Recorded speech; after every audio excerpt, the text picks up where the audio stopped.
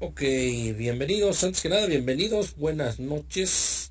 Vamos a iniciar un poquito, a platicar un poquito esta parte.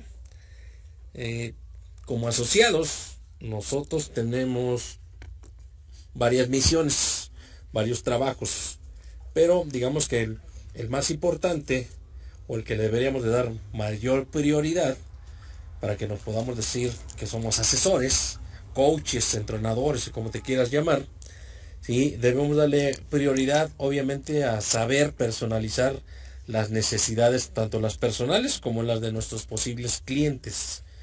Entonces, si a estas alturas todavía no entiendes por qué es importante personalizar las necesidades individuales de cada persona que se da la oportunidad de escuchar la información que transmites, de conocer el producto que estás sugiriendo, que estás recomendando, ¿sí? Si todavía no lo entiendes la importancia, quiero que te des cuenta el día de hoy. Entonces, vamos a platicar un poquito por qué es importante saber personalizar las necesidades.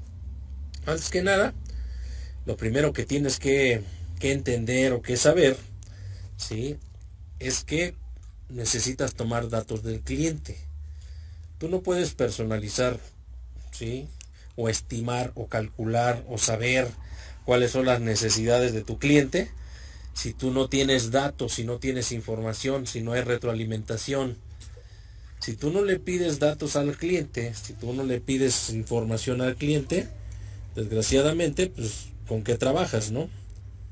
Entonces, hay datos básicos, hay datos sencillos, prácticos, que son los que tendrías que estar pidiendo, ¿sí? Y que en tu cabeza ya estén trabajando al 100%, porque en teoría ya deberías estar dominando las herramientas. Los datos más prácticos, los más sencillos, ¿sí?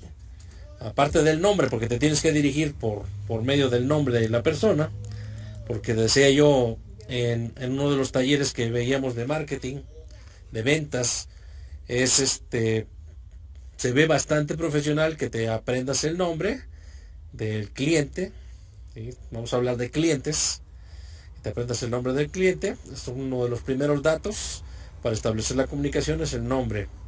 Obviamente la edad, el peso, la estatura, el tipo de sangre y el factor RH. Ojo, no todos los asociados piden estos datos, ¿sí? El asociado normalmente va a pedir el nombre, la edad, el peso y la estatura, ¿sí? Que son los primeros 4 datos. Hay asociados que pueden utilizar equipos electrónicos, ¿sí?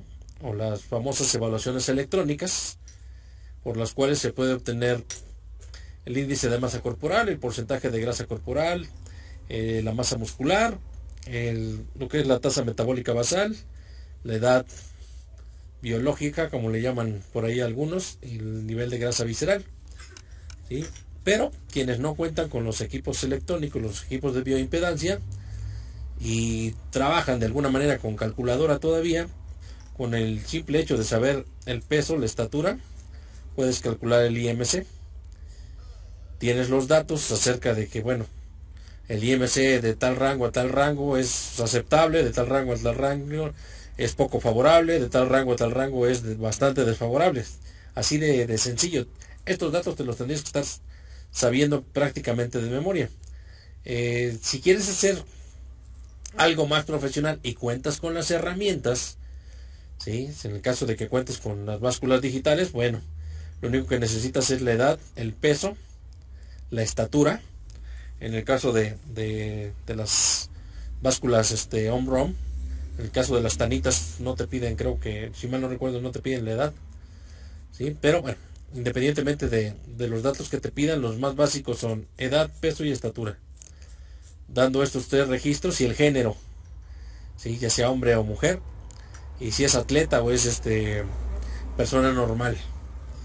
Y el equipo de bioimpedancia te despliega estos datos. Ahora, nosotros en Nutricel particularmente pedimos el tipo y el factor RH de la sangre, porque vamos un poquito más allá. Estructuramos planes de alimentación basados en el tipo de sangre, lo que nosotros denominamos nutrigenética o nutrigenómica, ¿sí? Que es un poquito más avanzado, pero tú como asociado, si estás empezando, te repito, la edad, el peso, la estatura, para que calcules el IMC, que es lo más básico, tengas tu tabla de referencia y sepas que está en un peso normal, en sobrepeso, en algún grado de obesidad o en alguna etapa de desnutrición. Así de sencillo. Y si cuentas con las básculas digitales, bueno, tienes por lo menos 7 factores diferentes para poder trabajar con el cliente. Ahora, hablando estrictamente lo que es la parte que manejamos nosotros en Nutricel, que es la nutrición ortomolecular, nosotros dentro de los datos que le pedimos al cliente, lo primero que hacemos es un análisis de la dieta. ¿Qué analizamos cuando decimos este parámetro? Cuando decimos análisis de la dieta, ¿qué es lo que analizamos? ¿Qué come? ¿Con qué frecuencia? ¿Con qué regularidad? ¿Qué balance le da a sus alimentos? Si come en casa, si come en la calle, ¿qué horarios tiene? ¿Cuánto tiempo le dedica a los alimentos? ¿Sí? ¿Cuántas veces está tomando alimentos durante el día? ¿Cuál es la frecuencia o la regularidad con la que consume, por ejemplo, alimentos ricos en azúcar, en grasas, con sal, conservadores, aditivos, edulcorantes? En un momento dado, si se hidrata correctamente, o toma bebidas carbonatadas, o toma bebidas con alcohol, si toma algún tipo de infusión, etcétera, etcétera. Finalmente, el análisis de la dieta tiene que ver con todos los parámetros que están ordenados dentro de lo que es la forma en cómo se alimenta nuestro cliente. Una vez que determinamos la forma en cómo se está alimentando, ya sea que sea una alimentación adecuada, balanceada, correcta, o sea una alimentación excesiva, ¿sí? O una alimentación deficiente, o una alimentación intermedia, etcétera, etcétera, pasamos al segundo análisis, en donde analizamos alrededor de 200 síntomas diferentes que van de la mano, obviamente, con la manera en cómo se vienen alimentando. Es sabido que personas que no consumen una cantidad suficiente de fibra y no se hidratan correctamente, varios de los síntomas que van a estar presentando en su tubo digestivo son estreñimiento, un tránsito intestinal irregular, inflamación, acidez, ¿sí? Por ahí van a empezar a tener problemas esofágicos, van a empezar a tener problemas de deposiciones o evacuaciones constantes y frecuentes, etcétera, etcétera. Entonces, por mencionarte un síntoma. Pero estamos hablando que si hay deficiencia de ciertos grupos de nutrimentos, se va a ver reflejado también en ciertos grupos de síntomas. Entonces, están asociados alrededor de 200 síntomas distintos, ¿sí? A la manera o la forma que tenemos de estar seleccionando los alimentos en nuestra dieta del día a día. El tercer análisis que hacemos, una vez que encontramos el desajuste que hay entre la dieta y los síntomas que se están presentando, analizamos el estilo de vida de cada una de las personas, ¿sí? Hablando de nuestro cliente, el estilo de vida se refiere a que si es una persona activa, si es moderadamente activo, muy activo, si es sedentario, cuántas horas duerme, qué tipo de actividad realiza, si es que trabaja de pie, sentado, si tiene un gasto energético demandante, si hay bastante estrés en su día a día, si en algún momento dado es una actividad bastante pesada, o es una actividad que tal vez no sea pesada, pero que es muy prolongada en tiempo, ¿sí? Entonces, una vez que analizamos el estilo de vida, podemos determinar a ciencia cierta, ¿sí?, cuál sería la mejor alternativa que le podemos estar ofreciendo. Entonces, te repito, los principales datos, los datos que nosotros buscamos principalmente, ¿sí?, te decía, por un lado, que el peso que tiene en ese momento la persona corresponda a su estatura, a su complexión. Y si nos podemos apoyar por ahí con herramientas de bioimpedancia para tener los otros parámetros, adelante. Si no, no hay problema, ¿sí? Si en un momento dado, por cualquier situación, no tuviéramos los instrumentos de bioimpedancia, no tuviéramos las básculas inteligentes, dice la gente ahora, les llama básculas inteligentes, pero bueno, si no tuviéramos este tipo de básculas para hacer las mediciones, con estas preguntas sencillas en cuanto a al análisis de dieta, ¿sí? ¿Qué come? ¿Cómo come? ¿Y cuánto come? 3 preguntas sencillas. ¿Qué come? Frutas, verduras, vegetales, legumbres, ¿sí? Alimentos grasos, alimentos salados, dulces, picantes, ¿sí? Líquidos, ¿sí? ¿Qué tipo de líquidos? ¿Sí? ¿Cuánto come? Es qué cantidad, con qué frecuencia, con qué regularidad, ¿sí? A eso se refiere el análisis de dieta. Y te repito, cuando hacemos el análisis de síntomas, prácticamente son todos los síntomas que van desde cansancio, irritación, malestar, dolencia, inflamación, ¿sí? Etcétera, etcétera, que se pueden llegar a presentar por deficiencias que hay en nuestra dieta. Puede haber otros síntomas que están asociados a problemas distintos, diversos, pero nos estamos enfocando netamente en lo que tiene que ver con la alimentación, porque somos asesores en lo que es la parte en teoría somos asesores de la parte de nutrición, y la nutrición es un proceso que se da posterior a la alimentación. Entonces prácticamente nosotros somos asesores en hábitos alimenticios. Ese tendría que ser nuestro nombre, pero bueno, se pone cada nombre distinto y diverso, que bueno, ya cada quien. Ok, una vez que hiciste estos 3 análisis, te decía yo, puedes ir a profundizar, ¿sí? Dependiendo lo que tú estés buscando para darle un mejor resultado a tu cliente, ¿sí? Con los datos que tú has obtenido hasta este momento del cliente, tú puedes ir dependiendo las necesidades y de qué tan profesional quieres hacer el trabajo. Puedes hacer cálculos como el que nosotros hemos estado haciendo a lo largo de la semana pasada, que estuvimos haciendo todos los cálculos GET, que es el gasto energético total, en donde lo único que necesitamos es el peso del individuo, ¿sí? Su grasa corporal. Nosotros calculamos la masa libre de grasa. Necesitamos saber el factor MET, ¿sí? La actividad a que se dedica y el tiempo. Y con ello obtenemos el gasto energético total. Esto deriva en saber exactamente cuánta energía está utilizando en el día a día. Y si yo hago un análisis correcto y preciso de su estilo de vida y de sus actividades, voy a saber cómo distribuir ese gasto energético total a lo largo del día para que los márgenes de energía se mantengan estables. De nada me sirve que inicie yo el día tomándome alguna bebida de tipo energizante para que tenga yo energía 1, 2, 3 horas y después venga un bajón.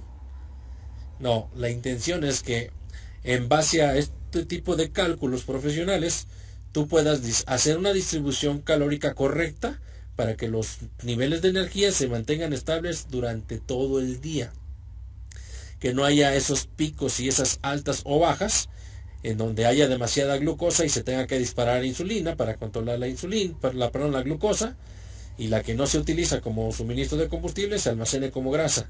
Se bajan los niveles de insulina, el cerebro te pide glucosa, no se baja los niveles de glucosa, de azúcar, el cerebro te demanda comida y estás con el sube y bajas y te estás comiendo todo el día.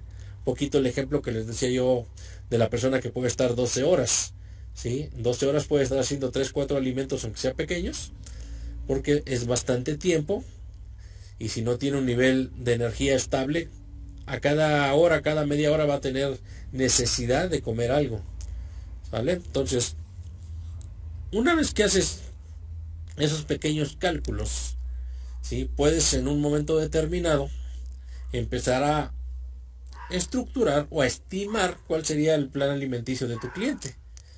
Tenemos que hacer una estimación adecuada acerca del consumo de proteína, acerca del consumo de carbohidratos, de lípidos, ¿sí? Y hablamos de estimaciones, ¿sí? Adecuadas y correctas en base a las formulaciones que tenemos. Normalmente en la empresa no se nos indica más que, ¿sabes qué? Tú dale un batido con proteína, agrégale 1 o 2 medidas de proteína natural y se acabó. Con eso es más que suficiente. Dile que no coma tantos carbohidratos, que le baje a las grasas, y con eso es más que suficiente para que empiece a tener un resultado. Pero la realidad es que una vez que tú entiendes el funcionamiento de tu organismo, una vez que tú entendiste, ¿sí?, que las necesidades individuales de cada uno de nuestros clientes son diferentes y que no puedes generalizar, una vez que haces las estimaciones correctas y pertinentes, ¿sí?, en ese momento te vas a dar cuenta cuál es la realidad como asociado o como asesor que en este momento tienes. Se hace una inclusión de nutrimentos que es opcional, ¿sí? No le puse suplementos para no meterme en tantas complicaciones.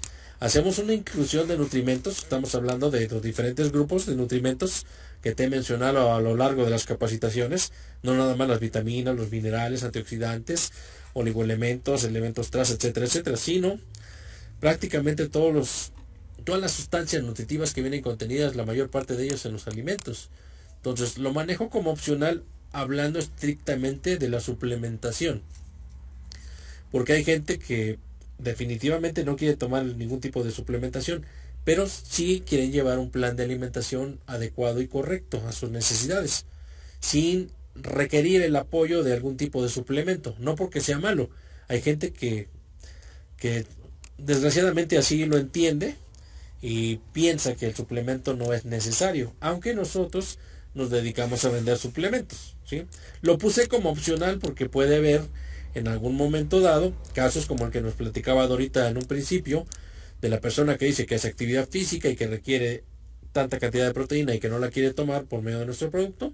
Bueno, darle la opción de esa inclusión de nutrimentos por medio de la alimentación. Por eso es importante que sepas estimar la cantidad de proteínas y que derives tanto de la de origen animal como de vegetal, ¿sí?, en un plato, ¿sí?, en un balance, al igual que los carbohidratos simples y complejos, las grasas que son saturadas, monoinsaturadas y poliinsaturadas, que haya una hidratación correcta.